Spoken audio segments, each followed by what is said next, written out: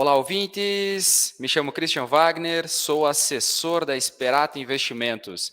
Bom, hoje vamos gravar mais um programa para o Central do Investidor, onde vamos comentar sobre um assunto que vem aí em pauta, né? Vem crescendo em questão de escala, né? Já comentávamos bastante antes da pandemia e agora, né, cada vez ganha mais relevância, né, a inflação no globo, né. E aí, para bater esse papo comigo aqui, eu conto com a presença do assessor William Porner. Fala, William. Olá, Cristiano, tudo bem? Olá a todos os ouvintes. Vamos lá para um programa repleto de inflação. Vamos falar muito sobre esse assunto que vem nos tópicos principais com relação à economia global desde 2020, 2021 e em 2022 segue aí sendo assunto. Então vamos lá falar um pouco sobre a inflação no Brasil e no globo. Perfeito. E como é de praxe, né, vamos iniciar aqui comentando um pouco sobre o cenário internacional e aí depois vamos enfatizar um pouquinho as consequências, né, da inflação, as políticas monetárias, fiscais adotados pelos governos e bancos centrais, o que ocasionaram, né, de uma certa forma, uma inflação aí generalizada no globo, né. Bom, falando um pouco sobre a economia europeia, né, deixando bem claro, né, prezados investidores, que a pandemia todo ela causou, de uma certa forma, uma consequência inflacionária em virtude das medidas políticas, né, fiscais e monetárias dos bancos centrais, onde teve muita injeção de liquidez, literalmente para estimular, né. Fato é, será que, William, esses bancos centrais, como bem os governos, né, com as políticas fiscais, não incentivaram a oferta quanto à demanda? Porque o que pareceu, de uma forma generalizada, que teve muita atenção, né, a demanda, né, e a oferta ela ficou reprimida, né? E o que nós vamos trazer em breve aqui, daqui a pouco, né, nos assuntos gerais aqui, essa inflação um pouco mais alta aí. Exato, Christian. O que aconteceu, né? A gente pode pegar aí a parte histórica desde 2020. Então, a gente tem vem a pandemia, em março de 2020. Você imagina, né, muitas indústrias fechando, parando totalmente as operações, tudo fechando, a demanda reduzindo num todo. E, posteriormente, com o passar dos meses, 2, 3 meses depois, as empresas começam a retomar, né, a sua atividade e você começa a ter um choque de oferta, de demanda, muito forte, né, estímulos com relação à demanda. Então, você tem um nível, digamos, uma escala de 0 a 10, um nível 5 de oferta, e você tem a demanda vindo de 0, digamos, e subindo 1, 2, 3, 4, 5, 6, 7, de uma maneira muito rápida, né? Então, chegou um ponto que a oferta não conseguia atender toda essa demanda. A gente teve estímulos a partir de políticas fiscais e monetárias. Você tem um aumento da base monetária, né, via pagamentos de incentivos aí, de auxílios. Você tem também a questão de redução de juros, e se imaginou que isso não traria uma consequência, mas trouxe, né? Trouxe. A gente está vendo aí a inflação num todo. É a combinação. O excesso de incentivo monetário, aumento da base monetária, impressão de dinheiro, redução dos juros e a oferta não conseguindo saciar toda essa demanda. A gente teve um desequilíbrio aí entre o mercado de oferta e o mercado de demanda. Perfeito, William. E os dados nos trazem isso, né? Em relação, comentar rapidinho as commodities, nós temos, por exemplo, semicondutores, né? Taiwan Semicondutores está em exportação máxima, né? Ou seja, nunca tinha uma escala. Isso deixa muito claro a questão que teve muita demanda e pouca oferta, né? Teve um colapso que aconteceu, que agora, né? Talvez a gente vai ter que esperar 2, 3 anos para literalmente novamente esse ciclo ele se comportar de forma correta, né? Que não causa nenhuma inflação e nenhuma deflação, né? Semicondutores de Taiwan e exportação máxima. Nós temos o cobre na América Latina com exportações máximas, produção máxima. E nós temos aqui no Brasil, né, a questão relacionada a minério de ferro, né, que também vem em exportação máxima, né? Ou seja, as empresas estão produzindo, só que não em escala suficiente. Fato é, comentado, explicado o que causa, né, toda essa questão inflacionária. Comentar um pouquinho sobre o cenário internacional, então, Europa, né? A Europa vive aí as maiores inflação das últimas décadas, né? A Europa num todo fechando aí acima de 5% a inflação em 2021. Só a Alemanha, né, que tem um PMI industrial, uma indústria muito forte, que normalmente consegue enxugar essa inflação, né, escoar essa inflação, ela chegou a patamares praticamente históricos aí, a 4%, né, fechando 2021 aí a 4%, né, de inflação. E algo que vem preocupando bastante todo o cenário europeu é o conflito geopolítico, né, William? Poxa, a gente vê aí a questão envolvendo Ucrânia e Rússia, né, aonde parece que não há uma democracia, parece que literalmente a escalabilidade das tensões está ficando cada vez, está se inclinando para literalmente um conflito.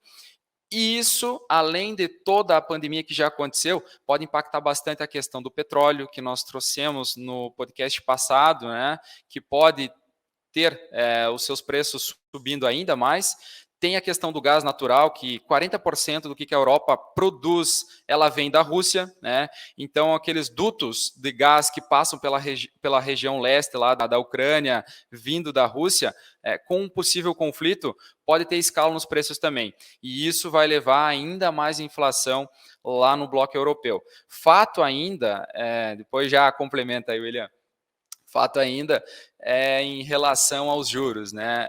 A presidente do Banco Central Europeu, ela deixou muito bem claro assim que o intuito não é elevar os juros, né? Os juros que se encontram abaixo de zero lá. Fato é, acreditamos, né, que talvez ela tenha um certo receio porque tem muitos países do bloco europeu endividados, né? E você aumentar esses juros pode causar aí uma séria danificação na toda a economia, né? E pode gerar um colapso, né? Talvez tem países lá não tão fortes como a Alemanha, Inglaterra, né? Que pode vir aí a não conseguir pagar as suas dívidas externas, né? Então, só para deixar comentado aqui. E esse conflito aí, William, como é que tá? Será que tem um estopim aí? Talvez ecloda? É uma pergunta bem pertinente aí. O que a gente pode pensar também com relação a isso é que não vai atingir somente, né, a parte europeia, o leste europeu, com certeza vai trazer impactos para todo o globo, né? Essa questão, a própria questão do petróleo, né, a gente tem visto essas tensões levando uma pressão nos preços do petróleo, e a gente começa a sentir isso aqui no nosso bolso, né? Então, essa cadeia, a cadeia primária, começa a ter inflação na parte primária da economia, depois vai levando para os outros setores dentro da economia, né? A gente costuma ver aqui no Brasil isso no IGPM, o IGPM veio 1,80 agora em janeiro, né? E a gente vai ver ali na frente, no IPCA, isso se refletindo. Enfim, então essas tensões acabam trazendo aí um pouco de impacto nos preços, principalmente de commodities, né? E claro, vai afetar todo o globo, todo mundo. Perfeito, perfeito. E no cenário internacional, comentando um pouco sobre a principal economia do globo, né, o mercado americano, lá também a inflação não veio em níveis que o Banco Central gostaria. Inclusive, nós vínhamos comentando bastante, né, desde 2020, quando começou essas questões relacionadas a auxílios, né, essas políticas monetárias bem agressivas, né, em relação à retroalimentação da economia, né. Talvez, né, os bancos centrais não conseguiram mensurar o que poderia de fato vir a acontecer com a inflação. né? Então, não é à toa que o mercado americano, né, divulgou o CPI, né, que é a inflação ao consumidor americano, e ela veio nos maiores patamares das últimas 4 décadas, né? Ou seja, a expectativa do mercado no mês de janeiro era um aumento aí de 0,4% e acabou vindo 0,6%, né? Fechando acumulado aí nos últimos 12 meses em 7,5%, né? Para um país desenvolvido, é uma bela deterioração da própria moeda, né, no dólar. Claro que o Banco Central não quer isso, tanto que o Jerome Powell, isso nós frisávamos bastante aqui no nosso podcast, né, que, poxa, a inflação não me parece transitória. Né? Parece que o Banco Central americano está um pouco atrás da curva de juros. Né? É claro que, poxa, o Banco Central tem todos os indicadores, tudo mais, né? As questões de políticas monetárias. Mas, né, Jerome Powell, né, presidente do Federal Reserve lá, ele acabou retirando o termo inflação transitória e, claro, se dizendo muito preocupado com os próximos meses que poderiam vir junto à economia americana em relação à inflação. Dito isso, né, espera-se já um aumento do Banco Central americano em relação à taxa de juros. Hoje o juro se encontra em 0 a 0,25 nesse intervalo e muito provável que teremos aí um aumento a partir de março. Né? O mercado, antes dos dados divulgados pelo CPI na quinta-feira passada, esperava um aumento de 0,25 pontos base. Né? Pois bem, essa era a maioria do mercado que estava esperando essa alta. E isso já reverteu após esses dados. Né? Hoje a maioria, né, William, até eu questionei essa questão uma semana antes. Para mim, o Federal Reserve está um pouco atrasado e talvez uma alta de 0,5 seja mais pertinente. Ora, fato que aconteceu aqui no Brasil. Daqui a pouco vamos entrar no mérito da discussão, mas é o que deu para perceber aqui em relação ao Banco Central. Começou a aumentar 0,5, 0,75, né? E aí teve que correr para encilhar o cavalo, aumentando agora com as taxas de 1,5 a cada reajuste, né? Então, hoje a expectativa do mercado americano, após os dados do CPI divulgados, já é de 76% para uma alta de 0,5 pontos em março. Claro que tem muitos fatos que podem vir a ocorrer, né? Mas muito provável aí que veremos um aumento um pouco mais expressivo da taxa de juros. Quer comentar alguma Boa, coisa? Cristian. Acho que a gente pode, então, você falou bem aí sobre o mercado norte-americano, já cabe, acho que ter uma comparação com o mercado brasileiro. A gente tem... Eles estão com inflação lá, a maior inflação dos últimos 40 anos, mas a gente tem algumas diferenças, né, apesar disso.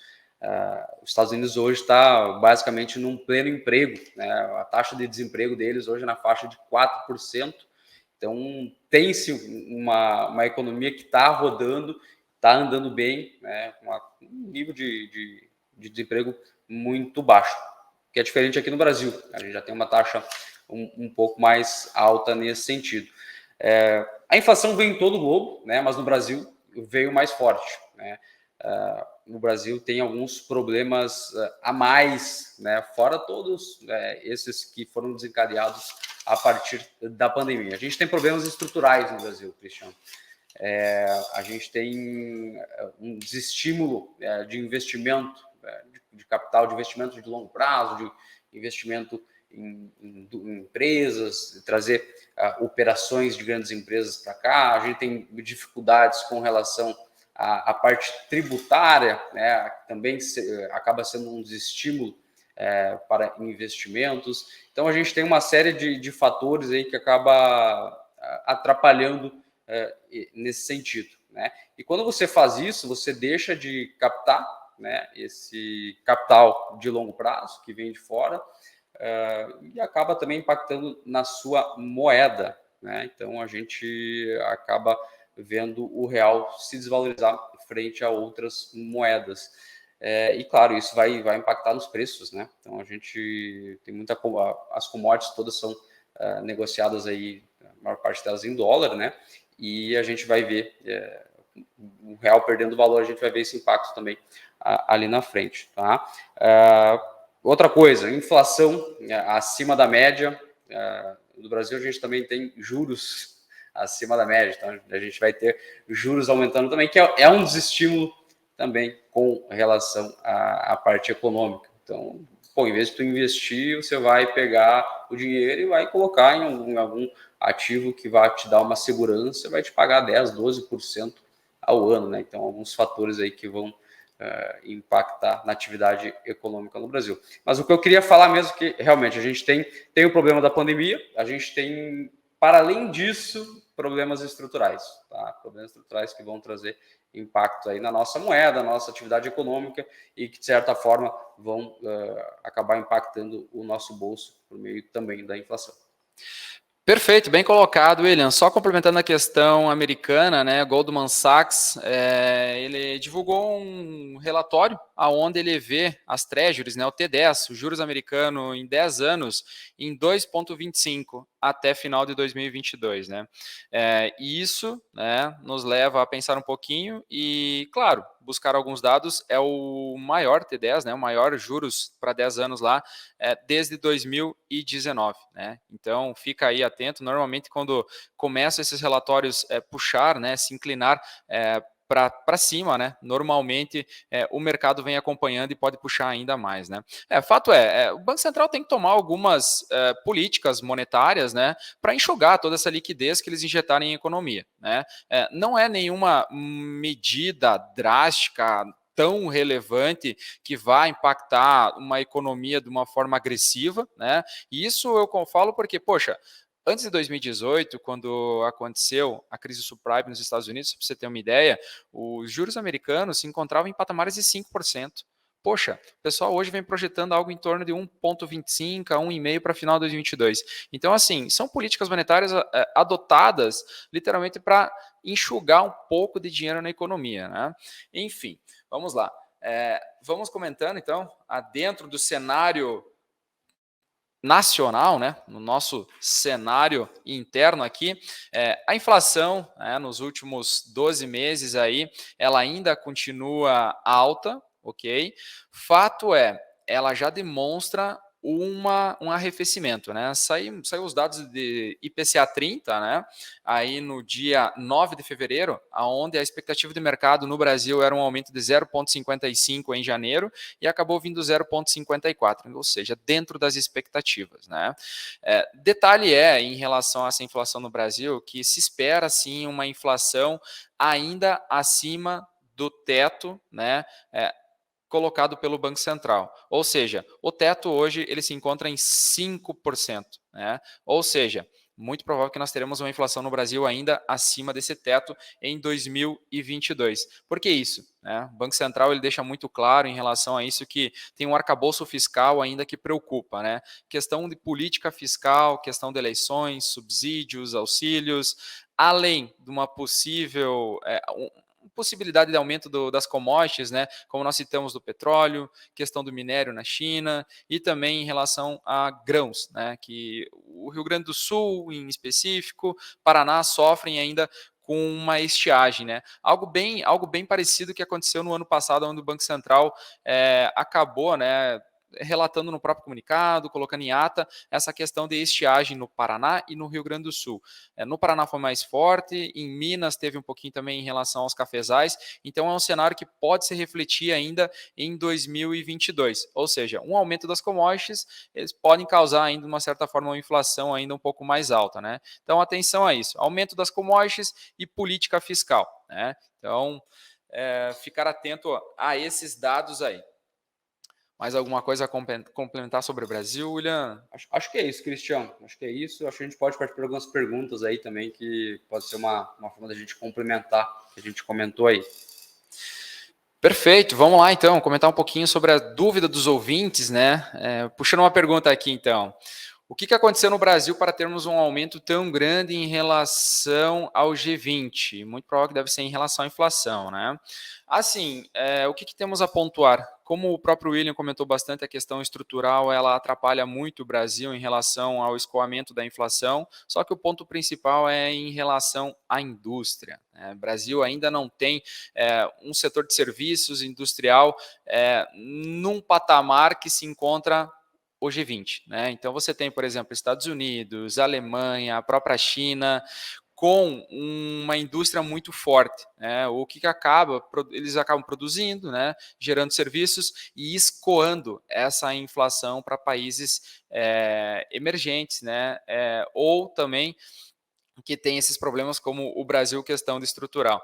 Era muito pior, hoje já se encontra em níveis muito mais sustentáveis em relação à indústria, né? Os dados nos trazem isso, mas essa é a explicação para essa resposta, né? O Brasil ele ainda tem uma inflação acima da grande maioria dos países G20 em relação à indústria, né? Boa, Cristiano, a gente tem mais uma pergunta aqui. Seria por que estamos vendo as taxas de inflação acima da média em todo o mundo? Acho que a gente, de forma geral, já acabou comentando isso, mas atualmente a gente tem esse cenário dado a questão da pandemia. Acho que na minha primeira fala também comentei sobre os estímulos que houveram para manter, né, a atividade econômica. Então, é devido, claro, a estímulos fiscais e monetários, né, aumento da base monetária, taxas de juros mais baixas, enfim, o incentivo na economia acabou trazendo essa inflação acima da média em todo o globo. Perfeito. E uma outra pergunta aqui, como esse descontrole da inflação nos Estados Unidos afeta aqui no Brasil? Vem em complemento com a primeira pergunta, né? Onde os Estados Unidos ele tem essa questão da indústria forte, né? Ele consegue escoar bastante a inflação. Não é só no Brasil, né? Vem escoando para todos os países emergentes. Então, Peru, Colômbia, própria Rússia, México sofrem com essa questão, né? Onde nós dependemos bastante de uma indústria americana, uma indústria chinesa, né? Para escoar a inflação. Tá?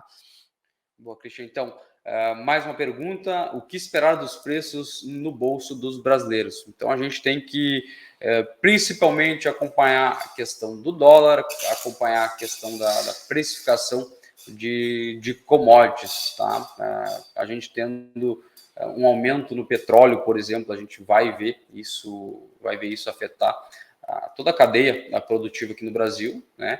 E uma desvalorização no real também acaba afetando, porque alguns ativos as commodities são precificadas em dólar, tá? Então tem que ficar atento a isso. A expectativa hoje para a inflação no Brasil está na faixa dos 5%, 6%. Tá? Mas é importante tomar cuidado com isso, porque o próprio Banco Central, na sua ata, já deixou claro, né? Ele tende a diminuir o aumento de juros, mas nessa última reunião eles optaram por não sinalizar, né, em qual magnitude vai ser esse aumento. Né? A gente teve um aumento de 1,5% na última reunião, isso foi sinalizado na reunião anterior, que seria algo nessa magnitude, e dessa vez o Banco Central não sinalizou a magnitude do aumento da taxas, só informou que reduziria o ritmo, né? Por quê? Porque ele está de olho na precificação de alguns ativos e na precificação das commodities. Né? Se vier começar a ficar mais caro as commodities, se o real se desvalorizar frente ao dólar, o Banco Central vai ter que aumentar um pouco mais a taxa de juros em relação à expectativa, né? Então, eles acabaram não sinalizando essa magnitude. E, claro, a gente vai ter... Isso serve para o que esperar dos preços no bolso do brasileiro. Depende dessa questão de commodity. Perfeito. Complementando rapidinho essa pergunta, William, no dia 10 de fevereiro, né, na quinta-feira, tinha um evento onde Bruno Serra Fernandes, né, um dos membros do Comitê de Política Monetária, Copom brasileiro, ele comentou, né, sobre a necessidade de pelo menos ter mais 2 reajustes na Selic. Não na mesma proporção, né, mas teremos aí muito provável, então, um aumento em março, né, e também em maio. E aí o mercado, né, quando já se tem uma fala dessas, já começa a sondar 3 altas, né, consecutivas, não em proporções da última, né, mas já começa a precificar 3 altas aí, muito em virtude dessa questão, commodities e arcabouço fiscal aí em relação a eleições, né. Boa, Cristiano. Então, Cristiano, só para complementar essa questão, só para deixar claro, na verdade, né, não só depende do preço das commodities, tá? A questão do dólar também impacta bastante. Então a gente tem que ficar de olho nisso. Alguns fatores impactam a questão do dólar. Então, a própria saúde fiscal, né, do país vai sinalizar se a gente vai ter um dólar mais baixo, um dólar mais alto, é a imagem que você passa para todo o globo. Então, tem alguns outros fatores que impactam o dólar, e o dólar acaba sendo muito importante nesse sentido. Perfeito. Bem claro, né? Está descorrelacionada essa questão monetária com fiscal, né? Não está muito alinhado ainda, né? Não quer dizer que não possa alinhar, mas ainda não me parece estar andando em mesma linha, né? Na conjuntura econômica num todo, né? Enfim, vamos para a última pergunta aqui. O que esperar do mercado financeiro, né? O que esperar desse ano, claro, em relação à inflação e caso será um processo transitório? Ora, algo que nós viemos comentando bastante aqui, tem o Conexão Esperato, que nós gravamos vários podcasts também, não acredito que seja algo transitório. Nunca acreditei, em virtude de todas as políticas monetárias e fiscais, né, que foram implementadas aí para impulsionar a economia, que a pandemia afetou bastante, né? Acredito num arrefecimento, né, em relação a taxas e dados dos próximos IGPM, IPCA, CPI americano, sim, né? Fato é que acredito num arrefecimento, né? Só um arrefecimento. Os preços acredito não diminuírem, né, em virtude de todos os riscos ainda que temos implementado. Só para deixar bem claro aqui, essas políticas monetárias adotadas pelo Banco Central, um aumento, por exemplo, que nós saímos ano passado de 2% para 10,75%, a atual taxa brasileira, elas não acontecem de curto prazo no mercado. Precisa-se pelo menos aí um delay de 9 meses, 12 meses, para você ver o real efeito, né, surtir efeito na economia. Então, por isso que eu não acredito numa inflação transitória em 2022, né, e espero um arrefecimento, mas com os preços ainda, de uma certa forma, altos, né? Boa, Cristian. E a gente já entrando, acho que ficar de olho na parte de investimentos aí, falando sobre o mercado financeiro, acho que vale a pena ainda ficar de olho em títulos atrelados à inflação, né? Então, ficar de olho nisso, porque a gente possivelmente vai ter 2022, vai ser um ano com uma inflação acima até do que vem sido esperado aí. Perfeito, perfeito. Só deixar a colocação aqui, né? Nós fizemos um podcast final de 2020, né, onde nós comentávamos sobre as principais, né, alternativas, né, para o investidor, né? E eu lembro que a gente comentou bastante sobre a questão relacionada à inflação. Protejam as carteiras. Pois bem, 2021 aí para o brasileiro, né, fechou acima de 10%, né? Inflação aí fechou em 10,06. Então esse ano acreditamos sim que ainda é um momento para proteger a carteira, né? E aí sim, 23, 24 a gente vai vislumbrando uma conjuntura econômica e reposicionando as carteiras, né? Exato. Apesar da alta de juros, né, a gente ainda para 2022 acho que pode ser um bom investimento, ainda mais com opções pagando inflação mais 6, inflação mais 6,5. Então acho que ainda para 2022 pode ser interessante esse tipo de título. E claro, a gente pode numa carteira bem estruturada, e com certeza é bom ter também algo atrelado a juros, porque a gente já está em juros em 10,75, e já pode-se esperar alguma coisa na faixa de 11,75%, 12% para 2022. Né? Então, acho que uma carteira estruturada, tanto exposta à inflação como a juros, o investidor vai estar bem protegido. Bom, acho que seria isso por hoje, né, William? Agradeço a participação de todos, muito obrigado pela atenção, né? Agradecendo a quem nos acompanhou até o final, né? Se gostou, encaminhe para aquele amigo, compartilhe e não esqueça, né, de nos seguir aí na Central do Investidor. Bom, por hoje seria isso. Um abraço a todos e até a próxima.